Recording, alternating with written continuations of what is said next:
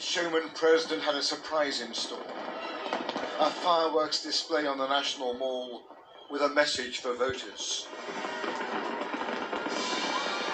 But Donald Trump looked grim, not euphoric at the end of his big night.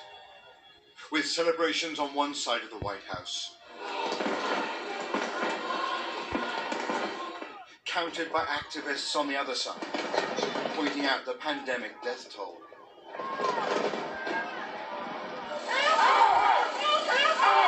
With 10 weeks to go before Election Day, the battle lines are now drawn, with Democrats arguing that a Trump second term would pour fuel on the fire of America's race relations. Robert Moore, News at 10, Washington. To Houston now, whose image tends to go hand in hand with American oil, which you may think would make it classic Republican country. It's historically affluent, but it's one of the country's fastest growing cities. The population is growing and changing, and it's also where George Floyd grew up. So for both sides of the political divide, it's an area they see as crucial and very much up for grabs.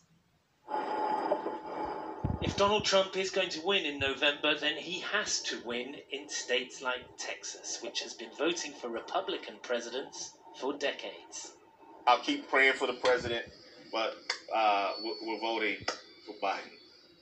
Houston is where George Floyd came from, and where a preacher who knew him fears for what 4 more years of President Trump might bring.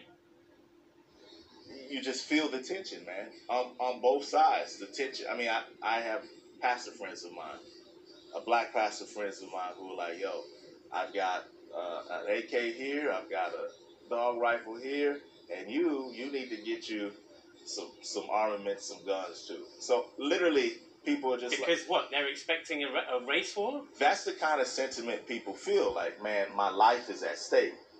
Texas has suffered worse than most from that other great scourge